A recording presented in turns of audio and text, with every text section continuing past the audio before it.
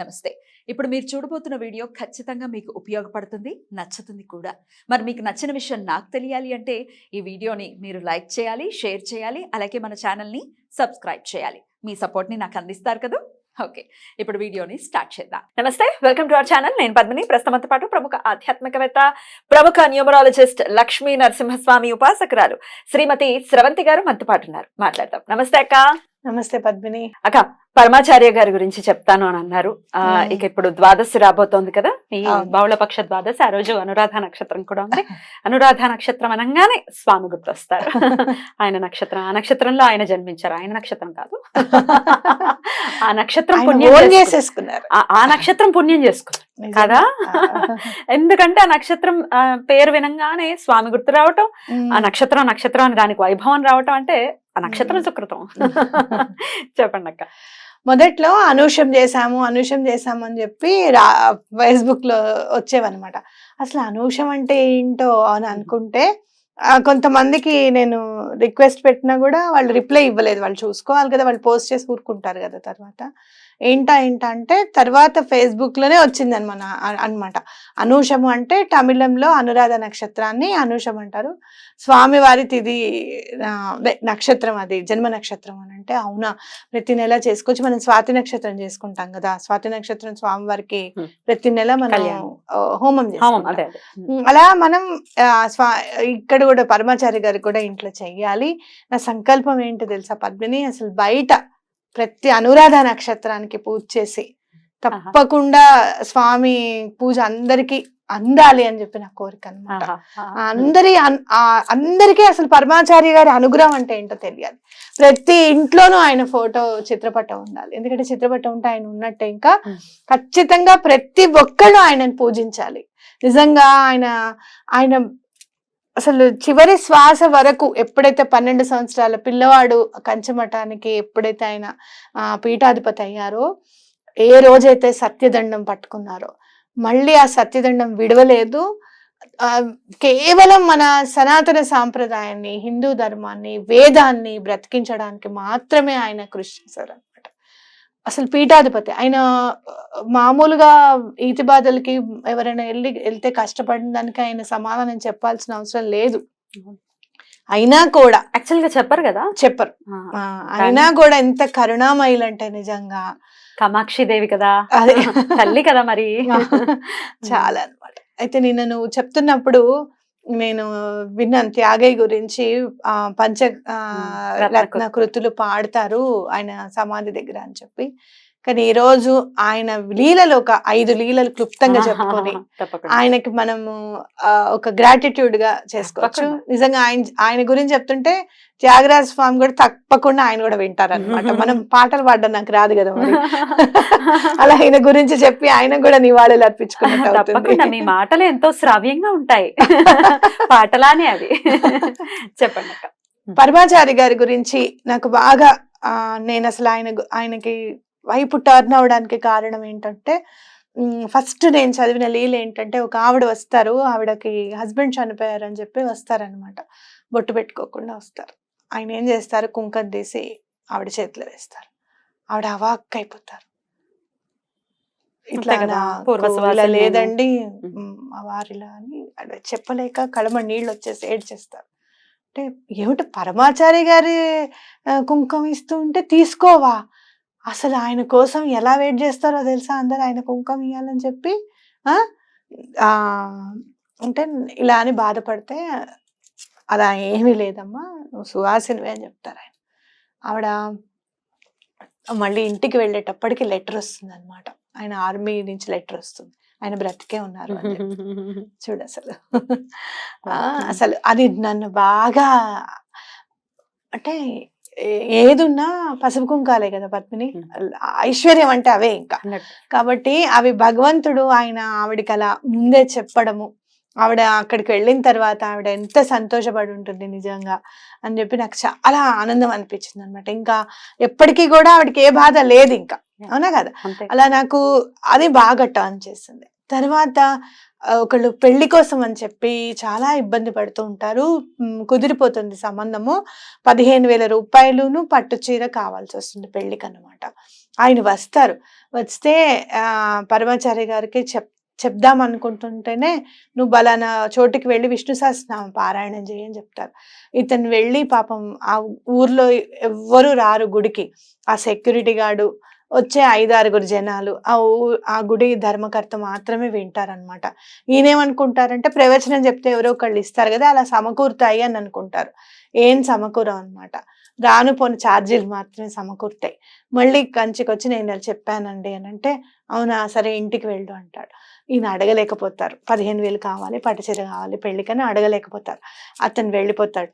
వెళ్ళేసరికి భార్యకి ఏం సమాధానం చెప్పాలో పరమాచారి గారు అందిస్తారని చెప్పింది, ఇప్పుడు అందించలేదు అని అంటే ఏమంటుందో అని చెప్పి వెళ్ళిపోతుంటే ఆవిడ ఎదురొచ్చి, ఏమండి కంచి నుంచి అమ్మాయికి 15,000 రొక్కమును పట్టుచీర పంపించారు.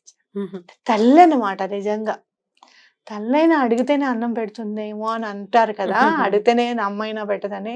అడగకుండా అసలు ఎంత సంతోషపడి ఉంటారు వాళ్ళు. అంతే కదా. అలాగే పార్టీ వచ్చి నాకు ఇట్లా నాకు ఏంటి మా అమ్మాయి మనవరాలకి చూస్తుంది తల్లిదండ్రులు పోతే, ఆవిడ 50 సవర్లు 5 సవర్లు అనుకుంటా 50 గ్రాములు గొలుసు అనుకో, బంగారం గొలుసు పెట్టమన్నారు. అది ఒక్కటి మాత్రం నువ్వు ఇక మాట్లాడడానికి వీల్లేదు, అది పెట్టన్నారు మగ పెళ్లి వారంటే. ఏం చేయమంటావు, నన్ను ఇమ్మంటావా అని అడుగుతారు. ఏమో నాకు తెలీదు, నాకు అది కావాలంట అని అంటే, నన్నేం అడుగుతావు, కామాక్షి అమ్మని వెళ్ళి 5 ప్రదక్షిణాలు చెయ్యి, ఆవిడే ఇస్తుంది అంటారు. 5వ ప్రదక్షిణకి అక్కడ బంగారం గొలుసు దొరుకుతుంది. పార్టీ వచ్చేస్తుంది. మాట్లాడకుండా వచ్చి అక్కడ నుంచి ఉంటుంది. పెద్ద పెద్ద వాళ్ళు భలే అనిపిస్తుంది నాకు. అక్కడ నుంచి ఉంటే, ఏంటి గొలుసు దొరికిందా అని అంటారు. ఆశ్చర్యపోతుంది. ఆశ్చర్యపోతే ఇంకో ఆవిడ అప్పుడే వస్తారు. వచ్చి కళ్ళమని నీళ్ళు పెట్టుకుంటుంది. ఏమైంది అని అంటే, మా పిల్ల సంసారము బాగలేదు అని అంటే మీరు బాగవుతుంది అని చెప్పారు, కామాక్షి అమ్మకి దండం పెట్టుకున్నారు. అయితే కామాక్షి అమ్మకి దండం పెట్టుకుని మీరు చెప్పిన తర్వాత పెట్టుకుంటే నా పిల్ల సంసారం కుదుట పడింది. నేను బంగారం గొలుసు ఇద్దాము అని చెప్పి అమ్మవారి దగ్గర వెళ్ళేసరికి అది కింద పడిపోయింది. పోయింది నా దగ్గర, నేను ఏం చేయను, నాకు బాధగా ఉంది అని చెప్పి ఆవిడ మళ్ళీ మఠానికి వచ్చినప్పుడు, వాటి గొలుసు ఇచ్చేయంట. వాడు ఇలా నేను ఇవ్వనట్టు రాసేవాళ్ళు కూడా భలే రాస్తారు. అంటే మా అమ్మాయి పెళ్ళిట, మరి నువ్వు ఆ అమ్మాయి పెళ్ళికి నువ్వు గొలుసు చేసి ఇచ్చేసాయి, ఈ గొలుసు నీకు ఇచ్చేస్తుంది అంటే, ఇప్పుడే నేను షాప్కి వెళ్ళి కొనిస్తాను ఆవిడికి అని చెప్పి ఇద్దరికి పని అయిపోతుంది. అట్లా ఎన్నో నిదర్శనాలు. చనిపోతున్న అమ్మాయిని బ్రతికించడం, చెల్లెల్ని బ్రతికించడం, అట్లా ఇక ఇది చేశారు అది చేయలేదని ఏం కాదు.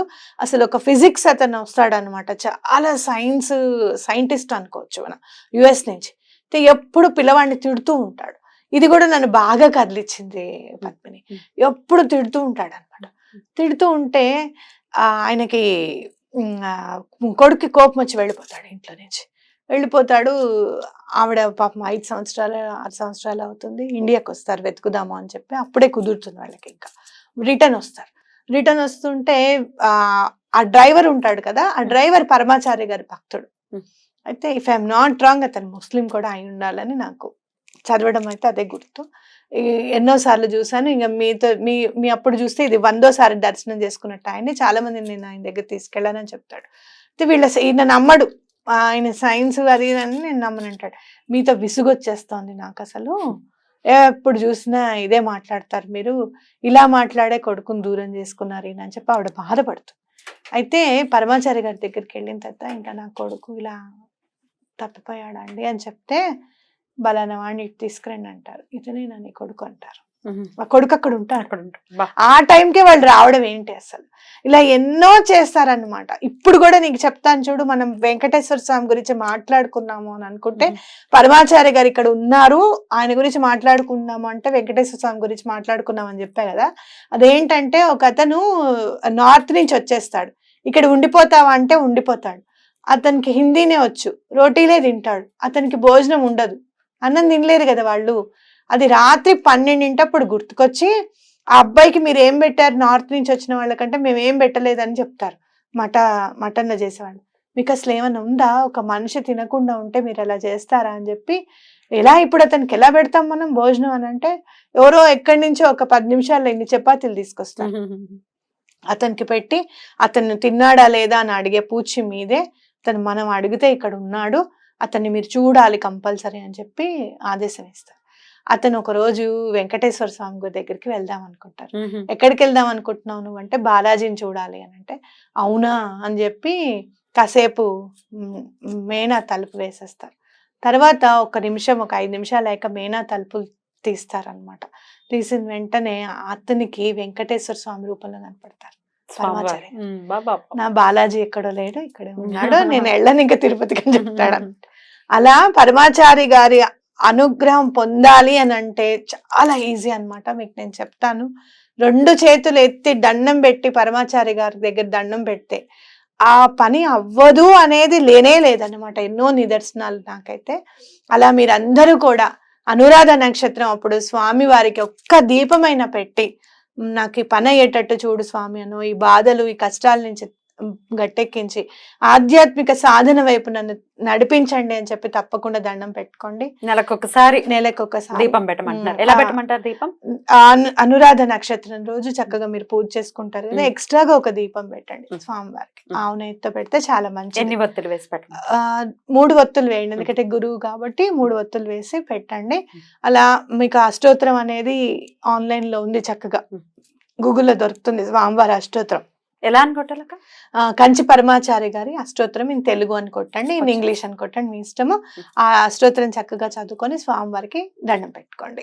స్వామివారికి ఇష్టమైన ప్రసాదము ఏదైనా పేలాలు, అవన్నీ పేలాల పిండి అవి దొరుకుతుంది మనకి. లేదు అంటే కనుక అన్నపరవాణం కూడా ఇష్టమే ఆయనకి, అన్నపరవాణం చేసి పెట్టండి. బ్యూటిఫుల్ అక్క, బ్యూటిఫుల్. మొన్ననే విజయేంద్ర సరస్వతి స్వామి వారి దర్శనం అయ్యింది నాకు మన పద్మారావు నగర్ స్కందగిరిలో. అనుకోకుండా పొద్దున్నే వెళ్ళి దర్శనం చేసుకోవటము, అక్కడికి బయలుదేరి వచ్చేస్తూ ఉంటే వాళ్ళు పుస్తకాలు పంచి పెడుతున్నారు. జనరల్ గా వెళ్ళి సడన్ గా వెనక్కి వెళ్ళి అడిగాను, చూస్తున్నాయి ఏంటి ఇన్ని పుస్తకాలు ఉన్నాయి, ఏంటండి అంటే టీచర్స్ కి పంచడం కోసం అని మేము తీసుకొచ్చాము, ఫొటోస్ అన్ని అన్నమాట. అడగం కదా మాకు ఇస్తారా అని నేను అడిగేశాను. ఇస్తారంటే మీకెందుకు ఇవ్వం, మేము మిమ్మల్ని గుర్తుపట్టామని చెప్పి నాకు పుస్తకాలు ఇచ్చి కామాక్షిదేవి ఫోటోని ఇచ్చారు.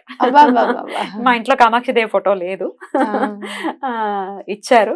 అంటే స్వామి వచ్చారని అనుకోవచ్చా? తప్పకుండా ఆయన అనుగ్రహం అది. కామాక్షి అమ్మవారిది కూడా ఒక లీల చూస్తే, ఆయన చీర కట్టేసిన తర్వాత చూస్తారు, చీర చిరిగుంటుంది అన్నమాట. చూసి వాళ్ళ అమ్మవారు రావచ్చు జాగ్రత్త అని చెప్తారు అందరికి, అలా చెప్పి ఉంచుతారు అంతే. పూజ అంతా అయిపోయిన తర్వాత ఒక ఆవిడ చినిగిరి చీర కట్టుకొని వచ్చి, నా దగ్గర చీరలే లేవు చూడు, చీర లేదు నా దగ్గర, చిరిగేగా ఉన్నాయి చీరలు, నాకు మంచి చీర ఇవ్వు అని అంటే ఆవిడకి పట్టు చీర ఇస్తారు. మఠం వాళ్ళు ఉంటారు కదా, ఔత్సాహికులు ఉంటారు కొంతమంది, ఎప్పుడు ఉంటారు. అంటే వాళ్ళ దృష్టి ఏంటంటే ఎటువంటి పరిస్థితుల్లోనూ ఎవరు ఆ పరమాచార్య గారిని మోసం చేయకూడదని. కానీ ఆయనే పరమాత్మని మర్చిపోతారు ఆ ప్రేమలో. నేను వెళ్తాను, అసలు వీళ్ళు ఇలాంటి వాళ్ళు చీరలు అమ్మేసుకుంటారు, అసలు వీడు ఎక్కడి దాకా వెళ్తుందో చూస్తానని చెప్పి వెళ్తారు. వెళ్తే ఆవిడ కామాక్షి గుడిలో అంతర్ధానం అయిపోతుంది. ఇతనికి ఇక విచ్చెక్కిపోతుంది, అసలు మరవలేడు, అలా అవాక్ అయిపోతారు. అప్పుడు పరమాచార్య గారు వచ్చి, కనబడిందా కామాక్షి ఎక్కడికి వెళ్ళారు, అక్కడ పీఠాధిపతులు అందరూ ఒకటే కదా. అందులో నేను ఎప్పటి నుంచో వెతకాలనుకున్న ఆన్సర్ కూడా నాకు దొరికింది అనమాట. నేను నీకు చెప్పాను కదా, అది మళ్ళీ ఇంకో ఎపిసోడ్ లో చెప్పుకున్నాను తప్పకుండా. సో సోమవారం అంటే 5వ తారీఖు సోమవారం అనురాధ నక్షత్ర కలయిక ఉంది, ఇప్పుడు చూడడం జరిగింది. సర్వార్థ సిద్ధి యోగం కూడా ఉంది అక్క. ఏ పని చేసినా సర్వ అర్థములు సిద్ధించేటటువంటి పరిస్థితి ఉంటుంది కాబట్టి ఖచ్చితంగా ఈసారి నుంచి మొదలు పెట్టుకుందాం, అంతేనాక? అంతే. ఆ రోజు దశమి కూడా అయింది, అద్భుతం. ఇంకా దశమి దశ తిరుగుతుంది అని కూడా అంటూ ఉంటారు. రైట్ అక్క, thank you so very much. నమస్తే. నమస్తే.